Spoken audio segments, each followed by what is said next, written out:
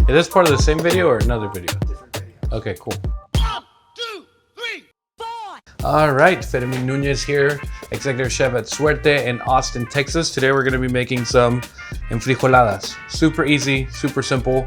Some tortillas that might be old in your fridge, some beans, who doesn't like beans, a little bit of chiles, some cheese, some crema, and you got yourself a meal.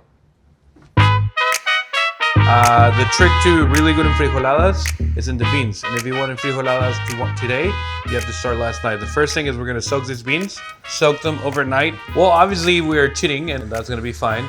So now that your beans are soaked, the next thing is kind of like just rough chopping some onions. And what I like about making beans like this is that you can just go in your fridge, look in your pantry, check out some things that are gonna go bad because we're gonna blend everything. Nothing has to be super perfect. Just close your eyes and open your heart, but open your eyes when you're cutting.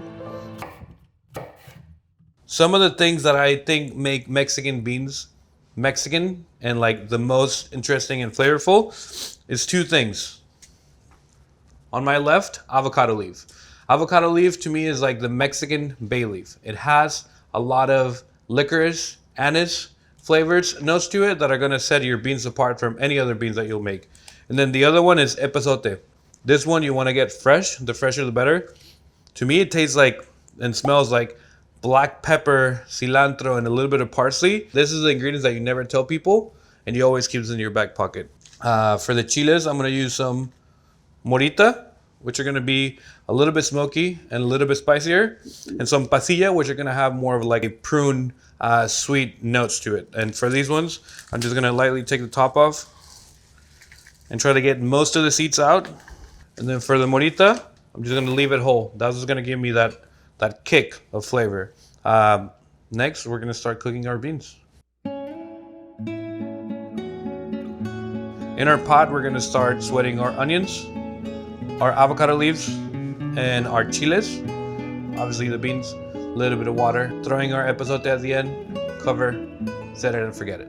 All right, so now that our beans are fully cooked, season them with a little bit of salt.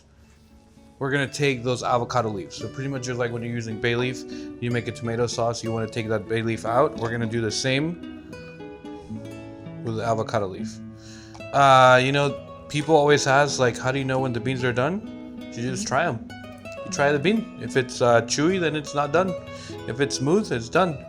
If it like just disintegrates in the roof of your mouth when you bite it, it's overcooked. But it's okay, you're gonna blend it. You want it to be like a thick-ish soup, and you can always add more liquid, but if you run out of beans, you can't add any more beans.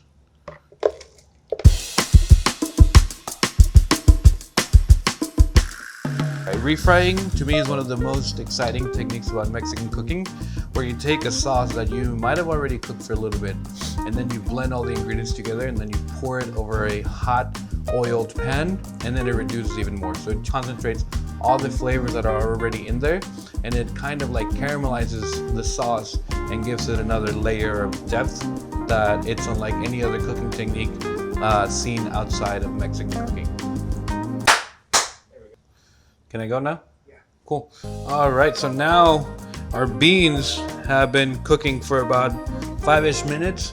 We're gonna lightly fry some tortillas, dip them in the sauce, fold them on a plate, put cheese inside of it. For me, this is like the most fun about Mexican cooking too. It's all about the sauce, corn, a little bit of filling. This is some crema. It's gonna mellow out the heat.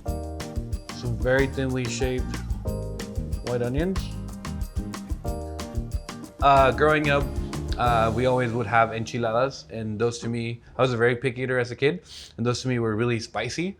So this was like a version of that for kid Fermín when he didn't want to like have the tomato spiced sauce.